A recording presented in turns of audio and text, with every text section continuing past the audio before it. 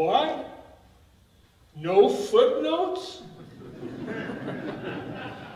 Professors can't write books without footnotes. And no bibliography either. So what's going on here? This book came about in a rather unusual way. I was secretary of the old Munichburg Association for several years and responsible for sending out the minutes. And I thought, who reads boring minutes when they get them? And so to make sure they opened their email, I included little short stories about the past in the South Side. Quite a few members of the old Munichburg Association, of course, didn't live in the South Side, and they were too young to have much of a history of the past, understanding of the past. And so I thought maybe I'd do some education here for these members of the old Munichburg Association. And believe me, I was surprised so many people who got these by email, whether they were in Pennsylvania or California. We have members over, not just here in Jefferson City. And they offered more interesting sidelights. Well, that reminded me of so-and-so. Did you remember so-and-so? And so they encouraged me. They said, you know, you ought to gather these together. And so, well, after I left the secretaryship, I thought, no more stories that way. I think I will. I think I'll. So I took 37, I think, of these and added a few of my blog, my Munichburg Memories blog, and then I composed, I think, 3 new ones for this, and did a lot of fleshing out of these stories, making them a little bit more substantial, and with the help of my daughter Julie and Susan Ferber, put it out. And you cannot find 180 pages, well edited, beautifully bound, beautifully put together, professionally, for only $12.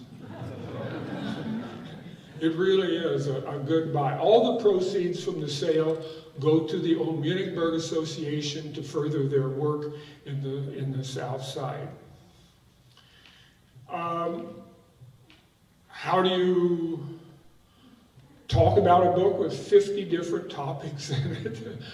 I'm going to pick out only a few here to give more background, make it a little bit more meaningful and substantial than what's in the book itself. So let's go to the first slide.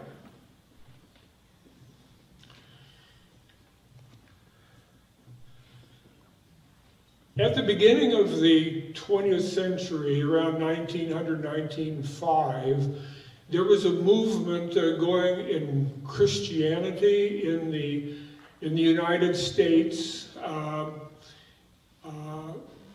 by people who focused on that passage in the Bible at the beginning of the book of Acts of the Apostles, chapter 2, where it describes how the apostles, passive individuals, sitting alone in that upper room, wondering what in the world we're going to do. Is the 50th day after Christ's resurrection, the 50th day. And then all of a sudden came this flame through the ceiling, and it sent flaming tongues into each one of the apostles, and it made them alive. And he started talking in different tongues. But they were filled with the Holy Spirit, and they wanted to go out and spread the evangel, the gospel, and then the rest of the New Testament is what they did, those apostles did. Well, these people who were fascinated by this, they had sort of a hard time with the established religions in United States, and here we're talking about Jefferson City, because the established churches at that time had a very, very proper decorum in their worship services. You sat in your pew, you prayed when you were told to pray, and you sang when you were to sing, and you shut up when the sermon or the homily was on, and you got up and left and greeted people and went home. But these people who were filled by the Spirit, they disrupted those services because they got up and started talking when they were filled with the Spirit. So they had to go and meet by themselves and start a new movement. In Jefferson City, that started, the first evidence we have of it is in Mill Bottom, where some people were getting together, and then the next thing you know, in around 1920, they were meeting in tents with itinerant preachers in that lot where the Miller Performing Arts Center is now, where the junior college was formed later. Because it was the 50th day after resurrection, they got to be called, and that was already known as Pentecost, they got to be known as Pentecostals.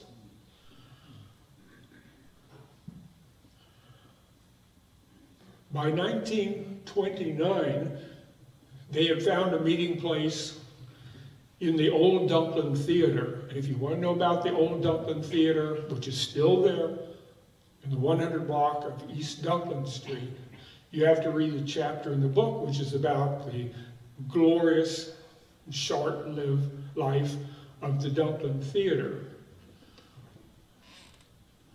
which showed some of the first silent movies in Jefferson City.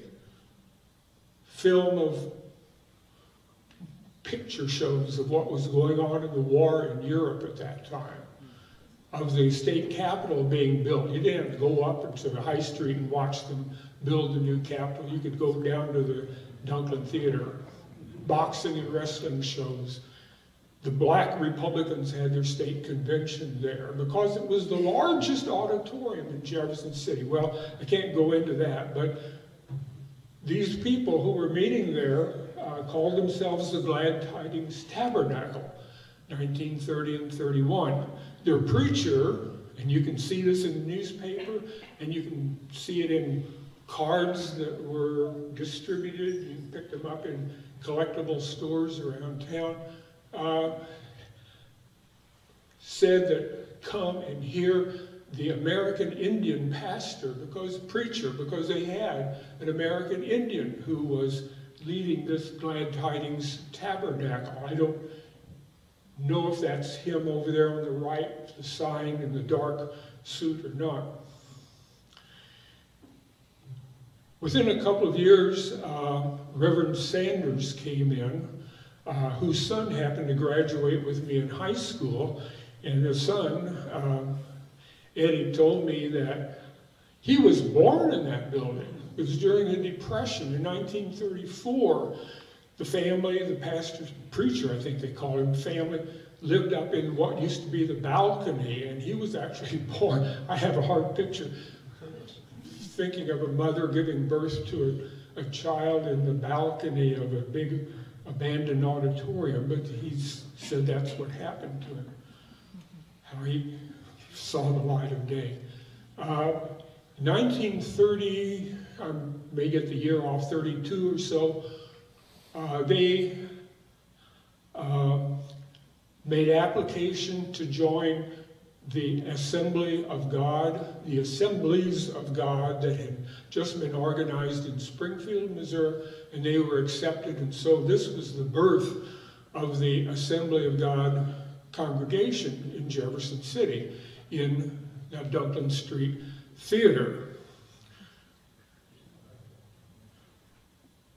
Since then, the sloping floor of the theater and its seats and the balcony and the tin roof, which is still there, incidentally, for this 900-seat theater, it's all been changed over. Now it is the divisional headquarters of Prairie Farms Dairy. It doesn't have any sign on it there, on Dumpling Street. It's just a white building.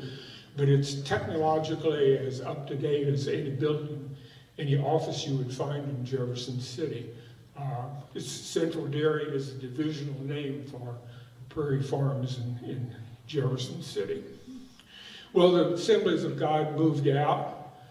The first Assembly of God moved out around 1938 or 39 when Mr. Krieber came in and established the Southside Grocery, the first air-conditioned grocery store in Jefferson City in 1940. And they moved to the congregation moved to 3 other locations in the South Side until in 1983 or 6, they moved out to the present location out beyond Schulte's, the First Assembly of God. So if you think of Jefferson City as where the German Lutherans and German evangelicals and German Catholics and German Methodists, and yes, German Jews in the South Side, remember that it was the birthplace of Pentecostalism in Jefferson City too. Okay, next.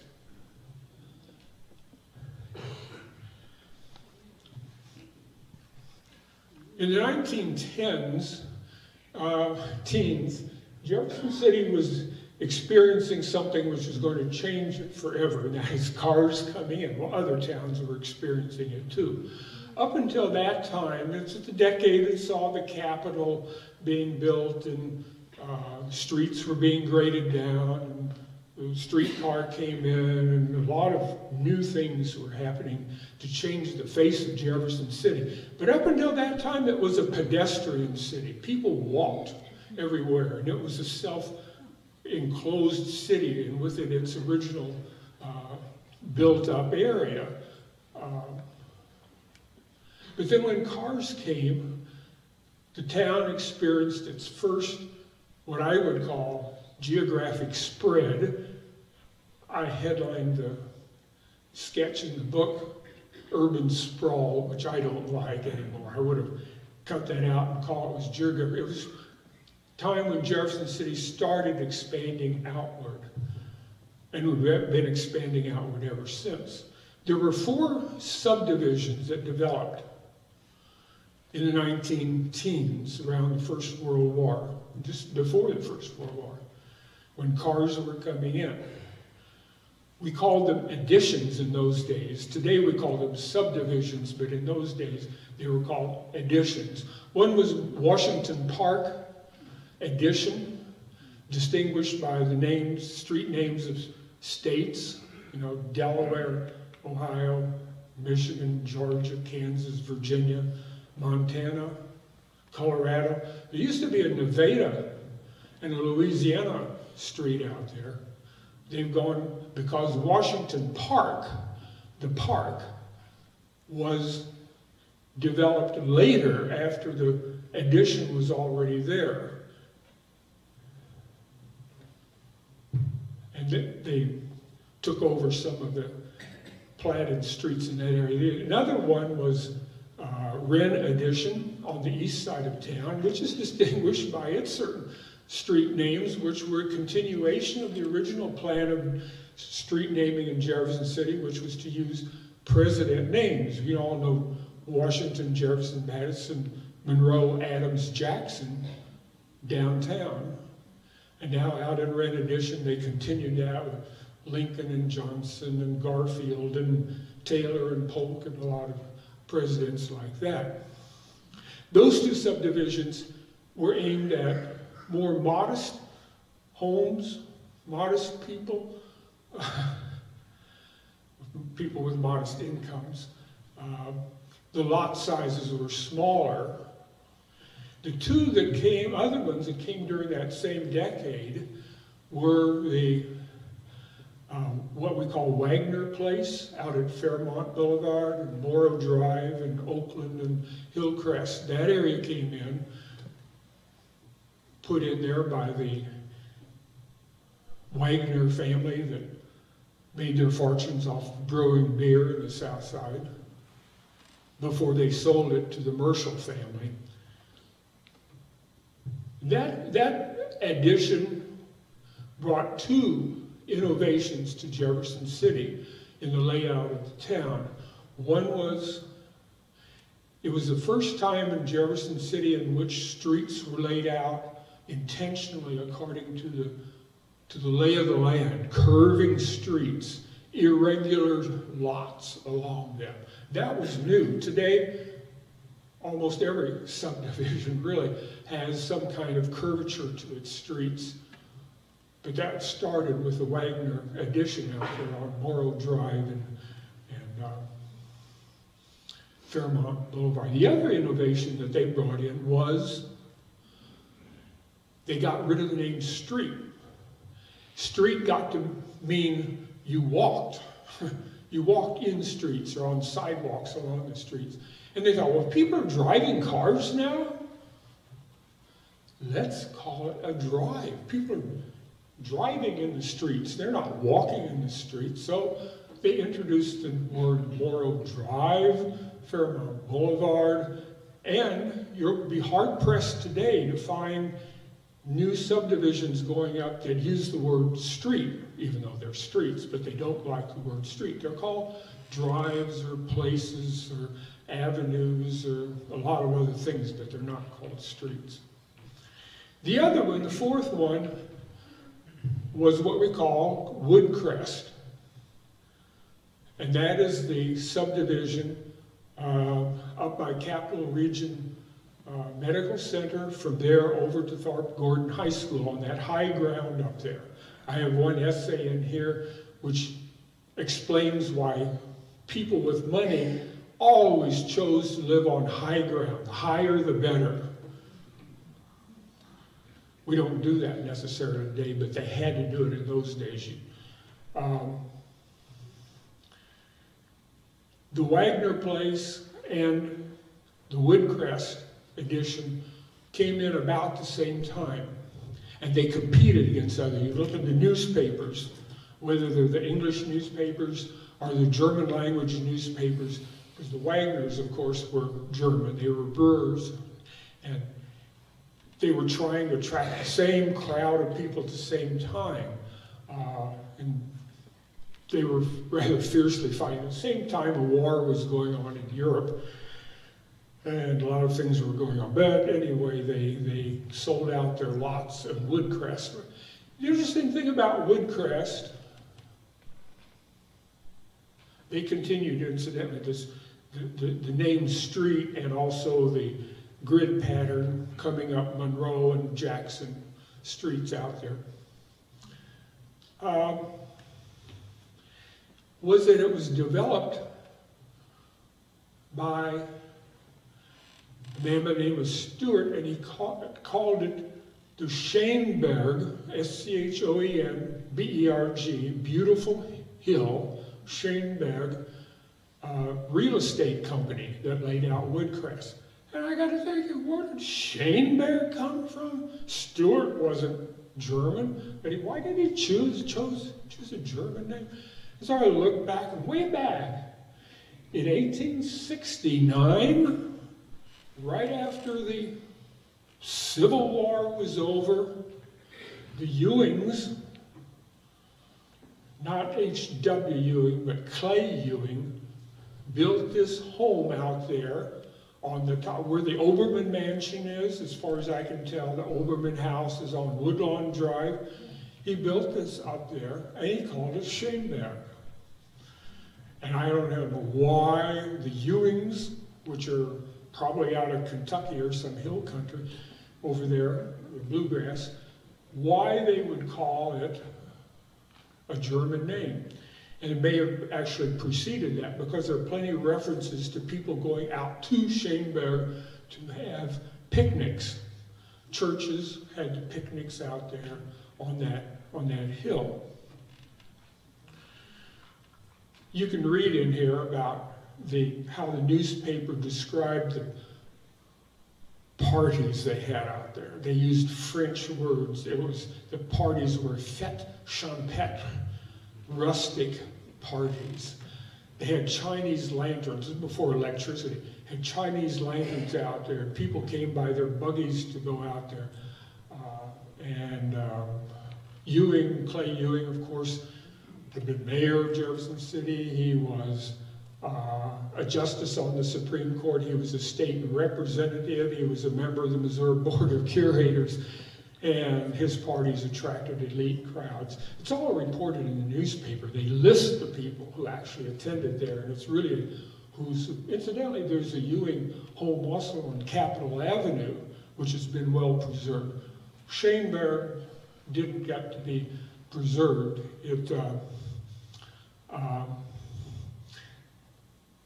Henry Watkins Ewing was the last Ewing there to be it, and he died much too soon on a trip in Michigan, and his widow and family moved to Kansas City, and I don't know what happened to this, but the name stuck, and the region was still known as Schoenberg, beautiful hill, and it got to be today Wooded Hill, Woodcrest, and I thought the transition from Schoenberg to Woodcrest was interesting for that piece of ground in the far south side of Jefferson City. This castellated Gothic style is described in the newspaper in 1869 in detail, how many feet it is, how tall it is, 19 rooms in it. A colleague, Stuart Smith,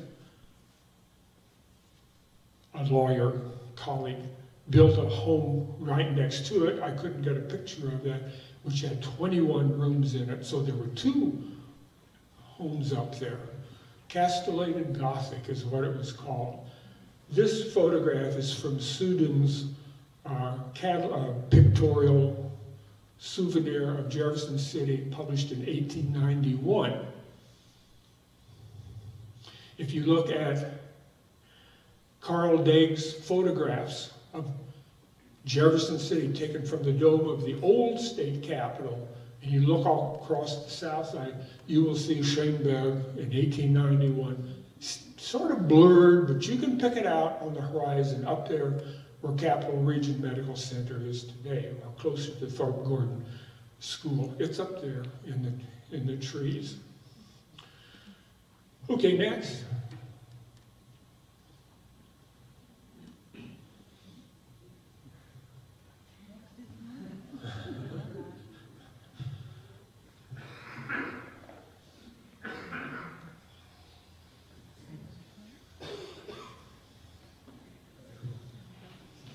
Okay, I've been fascinated, since I grew up in this part of town, I was always fascinated by the garages that were under houses in this part of town.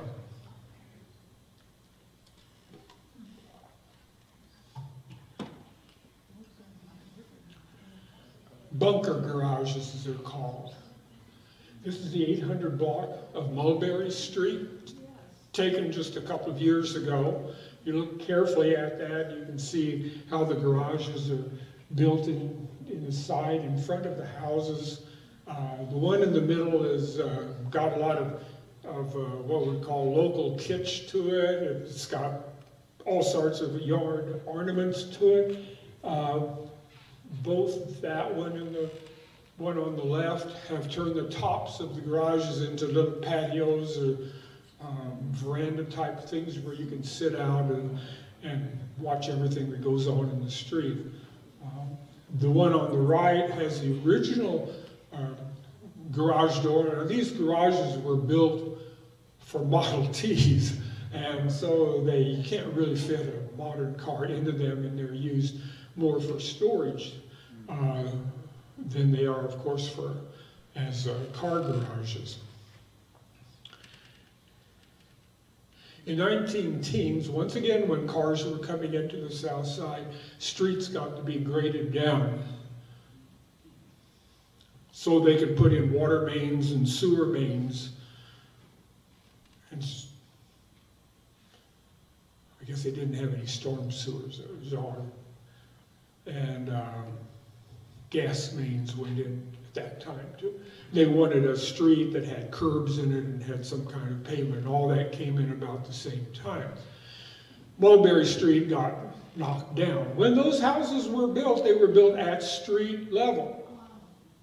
Please remember, reconstruct the past.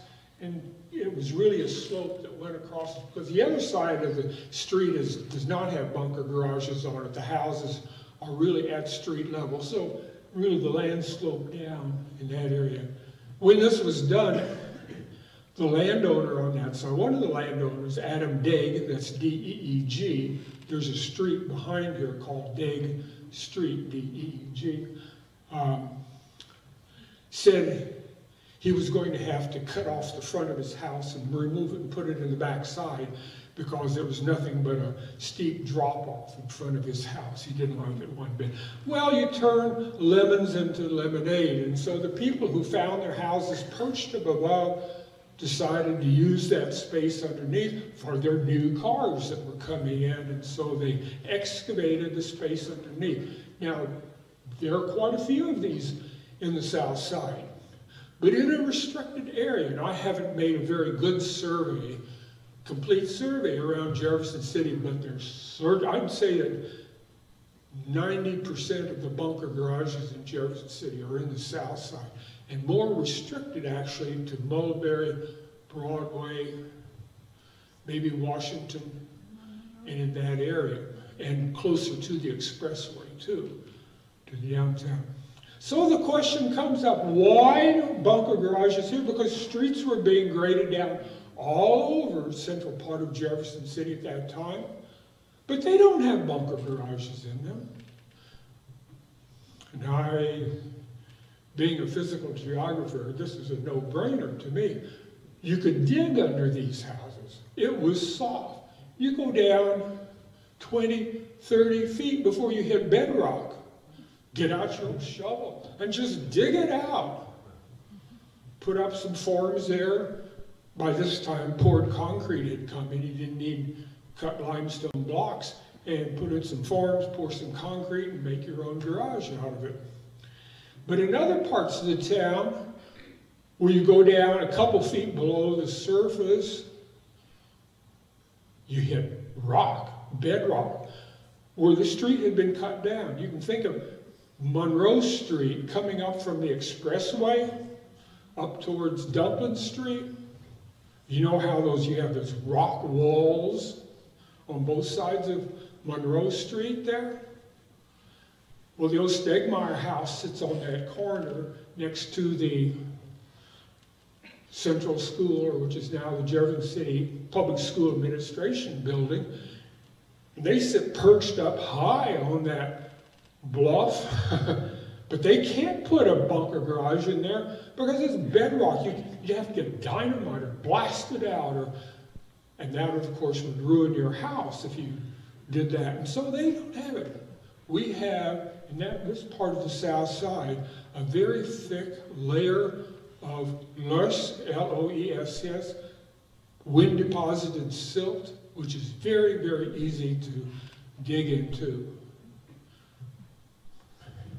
Read more about it in here. So we're known in terms of walkways, Brother Walter, up to the house proper? To my knowledge, there isn't on these houses. They can't go, they have to come outside to go up into the house. They may have since done it, I don't know. I lived in one of those houses. No, there were no tunnels. Okay.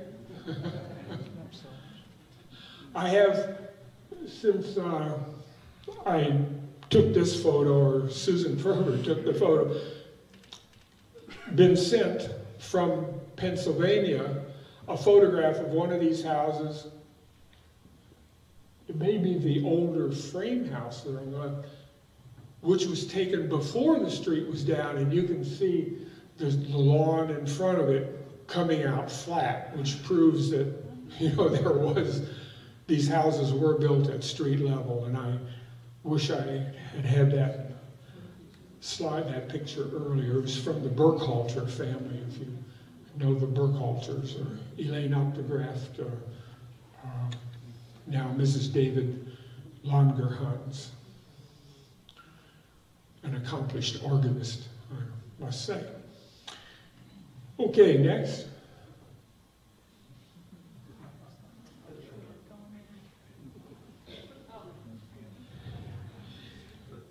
whenever I show this picture to someone, and I've shown it in different contexts, and they see it, they go over to it, and they, I was there, that's me. They point to someone on there.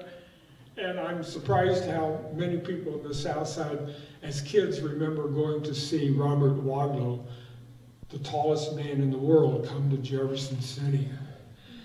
8 feet, 11 plus inches, just shy of 9 feet. A remarkable man. You'd think he would have been a sideshow freak and made money that way, but he didn't. He was the most unassuming young man. He died at the age of 21, I believe, or 22. He toured for Peter's Shoes, which was part of the International Shoe Company. And the Schmidt Shoe Store on East Dunklin, I think Some Like It Hot or Some Like It Oat, whatever it's called, which I think has just ceased business,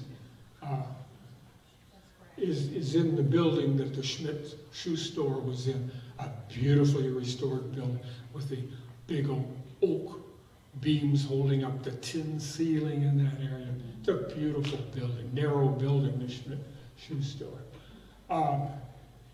Chicken Schmidt was one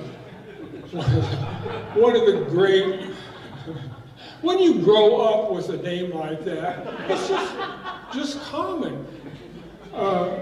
You don't think it's anything funny. You just go down, take your shoes. We all had leather shoes, of course. Take your shoes down to Chicken and have him put on some new heels for you. And I'd take him down to, I called him Mr. Schmidt, John Jacob Schmidt. The Schmidts were so common in the South Side, maybe they still are, that they had nicknames.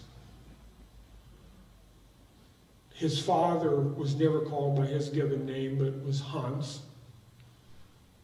which is German for John.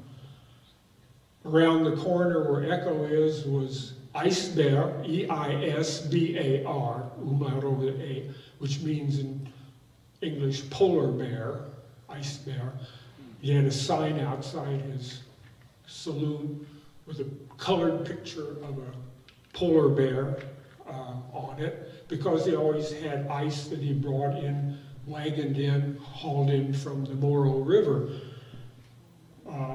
Had it all summer long there, so everyone knew who Eisbär Schmidt was. Then there was Sprudel Schmidt. Sprudel meaning soda water or fizzy, and because carbonated beverages were coming in the 1890s. That's another story. Now, Chicken was only about 5'9", so it really accentuates the height of Mr. Wadlow. There is a Wadlow was from Alton, Illinois. He was a Boy Scout. He was in Demolay. He was in the Methodist Church as a very active member. He went to Shirtlift College in Alton, Illinois. He lived what you would think a normal life. You can get more details, of course, from him in the book. One of my informants that I trusted so much to tell me about Southside, Mr. Al Case, C-A-S-E, lives out on Leslie, was a nephew of Chicken, and he was there working for his uncle when Robert Wadlow came, and he told me about how when the car came in with Mr. Wadlow, Robert Wadlow in it, it took at least 5 to 10 minutes for him to uncoil himself from the car. It was a standard car. He sat in the back seat, and the front seat in front, the passenger front seat, was taken out, and his legs extended all the way up under the dashboard. But it took him a long time holding on to get out the standard car door and mount up the steps to this platform.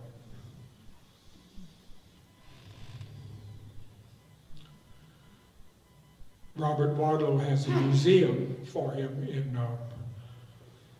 in Alton, Illinois, which is really a beautiful museum to go visit if you ever go to wondering what to do when you drive through Alton, Illinois.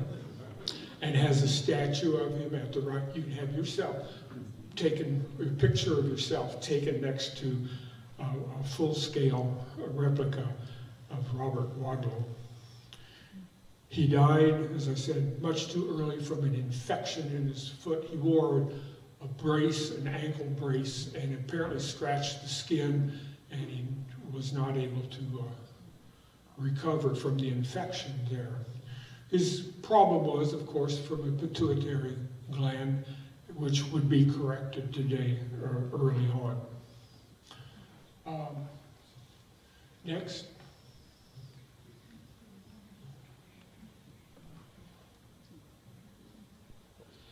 It's the duty, it's the obligation of a historian to interpret the past. You don't just present fragments of the past, you have to build a story around it.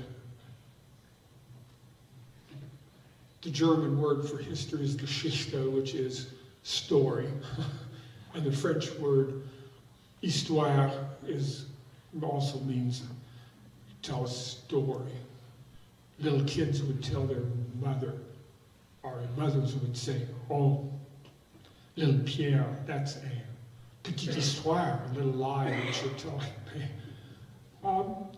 This building is no more. This is at that time when it was built, it was the Central Evangelical Church, just becoming mainstream English. But before that, and a few years before, they had formally abandoned the German language in their official proceedings, and so they were now Central Evangelical Church, and later became the Central Evangelical and Reformed Church when they merged with Reformed, and now they are the Central United Church of Christ after another merger. In it was before the war broke out, they got rid of their old parochial school, the German language school, which stood on that spot, because they were abandoning German, and besides, the evangelicals were very proud supporters of public education in Jefferson City.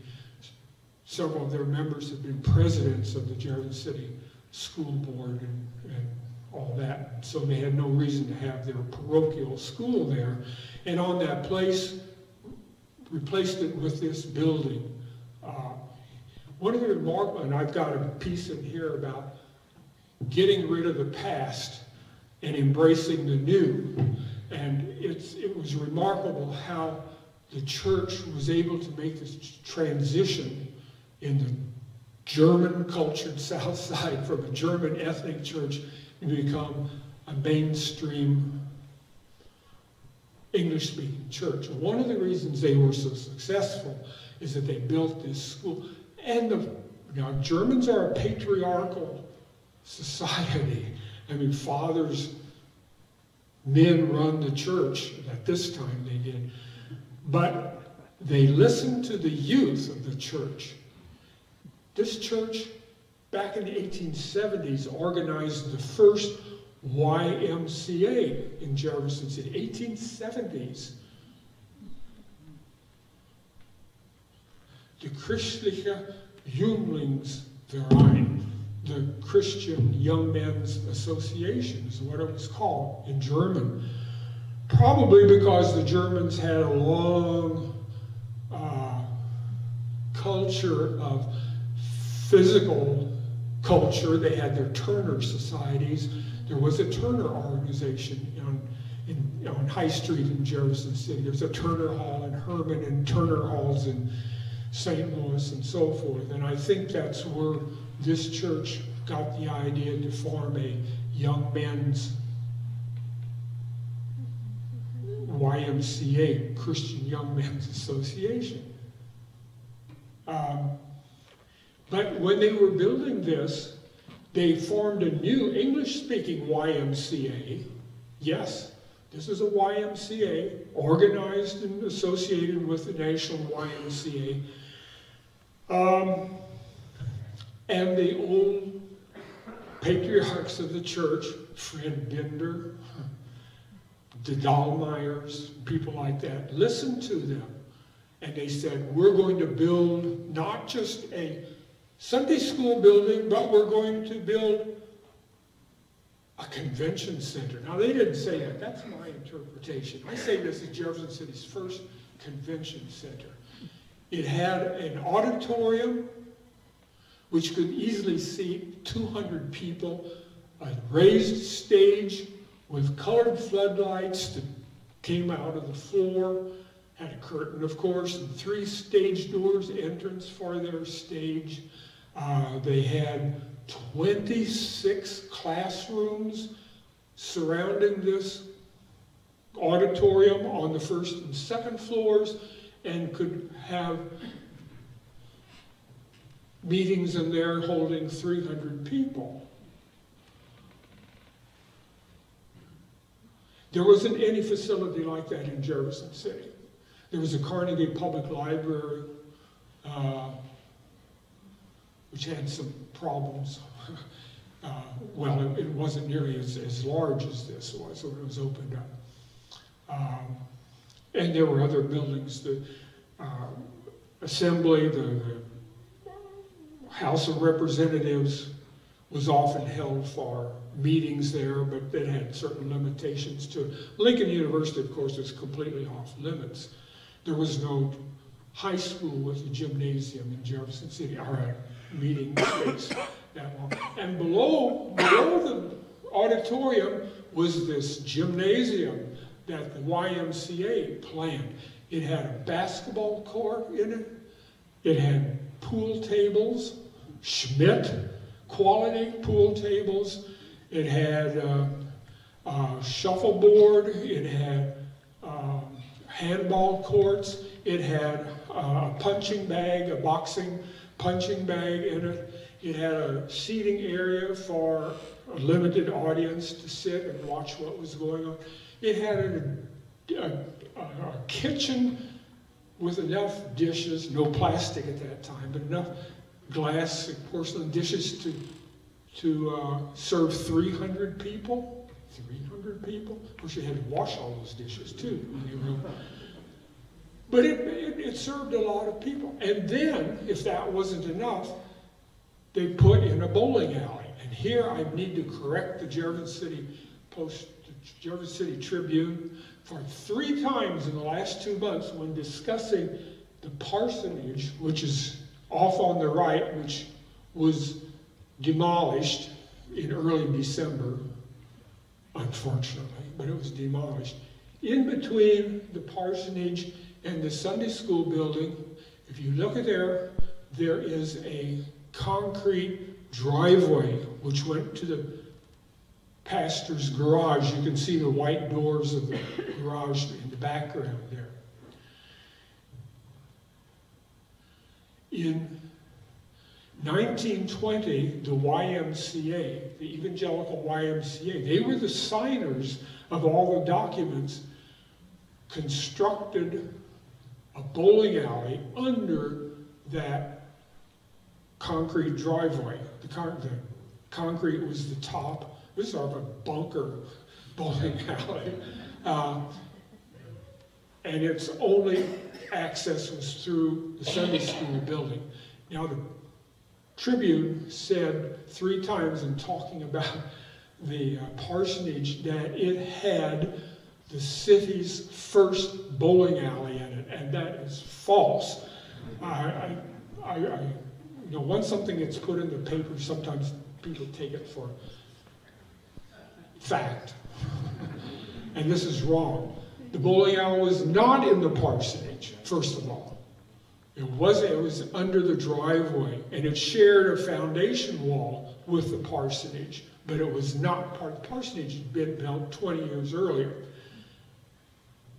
Secondly, it wasn't the first bowling alley. There had been bowling alleys on High Street, in the second floor of the saloons, and there was one in the South Side where Echo now stands. They were called in the German Kegel, K-E-G-E-L, Bahn, B-A-H-N, Kegelbahn. And that's where we get the word Kegler today to refer to a bowler. We got pictures of people bowling in those 1870s bowling alleys. So this was not the first. It was the first in Jefferson City, first bowling alley to be built to the standards of the American Bowling Congress, which did not allow for but one seam in the alleys. When you bowled, you didn't want to have seams where the various pieces of wood come together. And for other reasons, this was acknowledged by the American Bowling Congress to be up to its standards, and that was first in that respect. I'd like to list some, not all, but I have a partial list of the various groups that under the liberal policy of the evangelical church, United Church of Christ, met and took advantage of this and justifies my calling it a convention center. The local labor unions and one state labor union held their conventions using the dining facilities, the meeting facilities, and the gymnasium also. The Lions rented the gymnasium, the civic club. Kroger grocery store rented the gymnasium for playing basketball by its employees. Kroger had just come into Jefferson City in the 1920s, 4 stores. The Farm Bureau Convention was held there. The Jewish temple Bethel held its Passover meals there until 1942. The Jefferson City Vacation Bible School began there in the 1920s. Jeff City Daycare Center also met there. Bowling leagues were formed by not just the church members, but the Jefferson City bankers had their own. Can you think today of bank executives going out and bowling? They're out on the golf course, I bet, rather than rolling a ball down an alley. The Kiwanis did. KWS, or WS, Watch Our State, did some of its earliest broadcasts from this Sunday school building. Well, it was no longer the sole convention center in Jefferson City, at least until Salinger Center built an auditorium and a dining facilities there on Broadway School next to St. Peter Church. That was in 1937. So for 17 years, this was the convention center in Jefferson City. The junior college had been built, in the late 1920s, but you couldn't have dining facilities. You just had a nice auditorium in there. You couldn't use their swimming pool either, or their gymnasium in there either. And again, Lincoln University, which had some facilities, was not available to us. I think I'm running out of time here. I'm sorry. Where exactly was that item? This is, where Central Church is? Yes. Okay, this is coming down towards Broadway. Towards The parking lot, yeah. The parking lot Yeah. next to the church. Yes. Well, the parsonage is between this and the church. But the parsonage is gone now too. Yeah. The alley, now called Tanner Way, is on the left side of this building. And there is, if you get out of your car and go over, they did save the evangelical Sunday school sign, and it's mounted on the wall there where the building used to stand. Now this building was taken down, I think in 1981, not until after its replacement was built on the backside of Central Church, where they have a big gymnasium today. When that got into working, then they could take this down. If you're facing the church on Washington, it was to the left of the church. Does that make sense? Down toward Ashley Street, right here. Yeah. Ashley. Yeah, this is on Washington. Washington. If you're facing the church on Washington, it's down toward the top. Well, I don't know, I suppose I've got to shut up and... If I say this is going to end up on a geography issue, allow me 90 seconds to put Walter in a broader context. All the people in this room have some sense of the University of Missouri, of Mizzou, of the flagship campus of the state, and it gets cluttered a lot by the last 15 months or the last 15 years. Walter Schroeder is, to me, as I hear Walter talk, Kathy and I came here from National Geographic in 1988 at the request of Walter to get me out of the chair, let somebody else come and be chair. And as I heard Walter's history take shape in the hallways and the offices of our little basement, small department on campus in Stewart Hall, his door was always open. You could go in and ask Walter about anything about Missouri. We called him Dr. Missouri, Professor Missouri. People would say, why do you call him Missouri? I said, I asked Walter one day, Walter, Missouri or Missouri? He said, Missouri. I said, that was enough for me.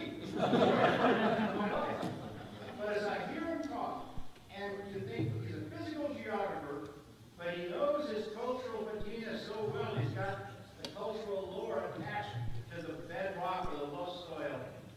And this is what university was all about.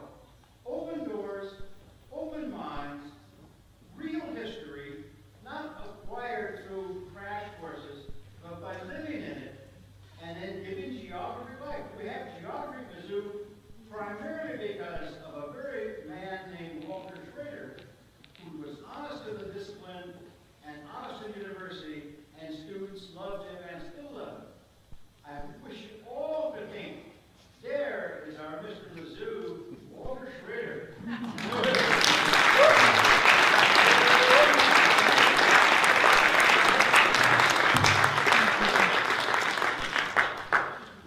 Well, I am mindful of the old saying that the mind cannot perceive what the bottom cannot endure, but I know that Walter has a couple of other pictures that he could show you, don't you? And so if you folks would like to get the full boat here, I'm sure Walter will be glad to share it with you. All right.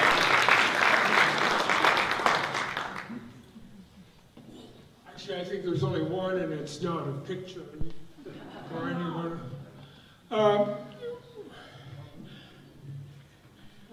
I had a lot of long conversations with my mother, and she, of course, being the youngest kid in the family, in a German culture family, was expected to take care of the old folks, her parents, as they got older. And so she lived with her mother and father until their deaths and took care of them. And she told me a lot of stories that they told, and fortunately I got a lot of this down on tape. One of the interesting things she talked about was the Kaffeeklatsch, and there's a piece in the book about Kaffeeklatsches. And what her point was how lonely the immigrant women were, her mother included, coming over from Germany into a new world. I guess it's true for a lot of immigrants. They don't have to be from Germany.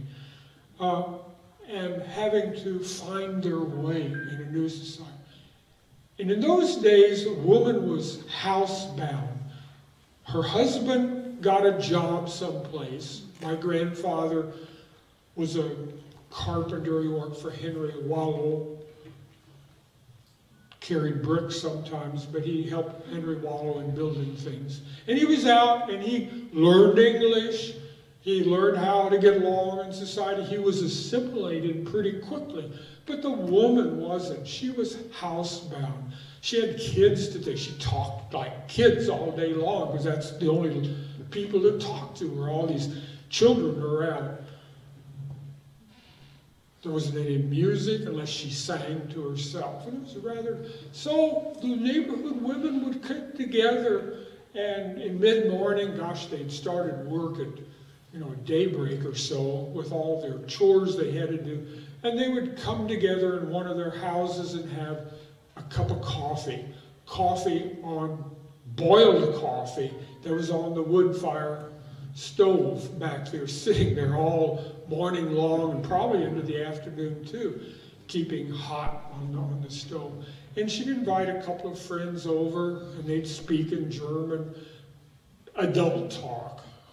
And what do you talk about? Well, you talk about the people who aren't there.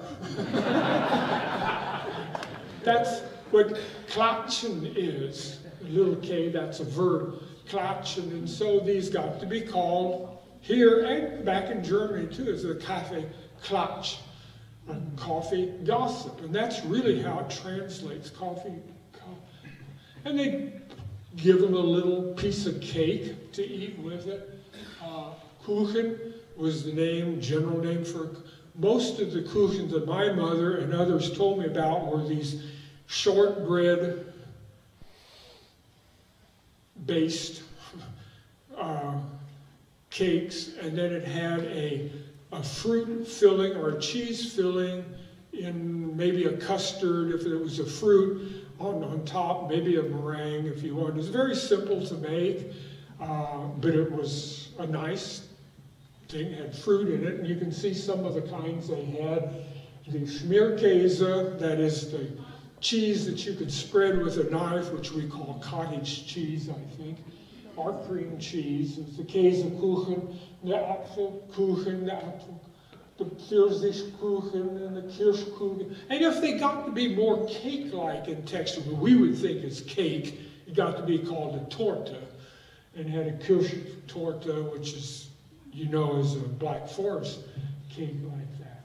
Well, time went on, and these women got together in their churches, several, at least of the German churches, I don't know if it happened in the other churches, and started to form these women-only meetings at the church. Now, if you went to that far away, you probably didn't stop at the end of 15 or 20 minutes. You'd meet for an hour or two, and no proper German woman, German culture, well, these were Americans by that time, would sit and just gossip for a whole hour, hour and a half. They couldn't do that. They had to keep busy with their hands. Got into quilting, quilt making. They got into during World War I. They were making rolling bandages for the troops in France and all sorts of things. They were busy with that while still klatsching, still, my mother would say, schnattering, which is the German word schnatterei, which is about the same thing. Talk senselessly. Get back at home. What are we talking about? I don't know. We just talked. And that was kind of where women could hear adults talk and get away from their kids. And then came, of course, radio in the 1920s. And Lord be, that opened a whole new world for these housebound women because they could hear music, they could hear news, they could hear ideas, what's going on. It was wonderful. They could hear adults talking all day long. Incidentally, the church circles, at least in the Lutheran and the German, and I think in the Catholic Church too, were called Kranz, which means a circle. And Kränzchen was the name for the circles at the church.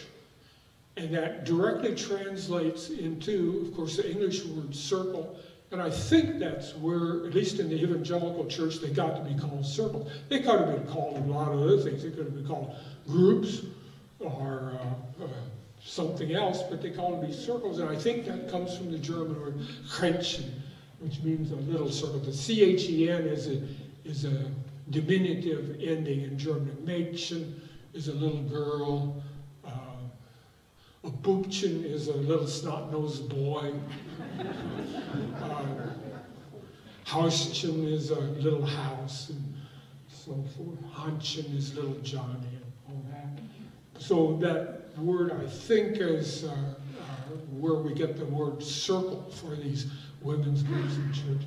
And then, of course, you come on down to the post-World War II period, and you have, in my days, when I started off at workmen's compensation in the 1950s, it was all women who were in the office.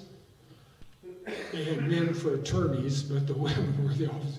And there would be coffee breaks there, only instead of having the Kuchen, of course, they had donuts by this time. And I think we have a whole continuation. We have a flow here which shows how women were socializing from the immigrant community to the present day, when it's not just German women, it's all the women today now find some kind of social contact in the coffee breaks in their office routines. So there's a chapter in here on coffee clutches, church circles, and coffee breaks.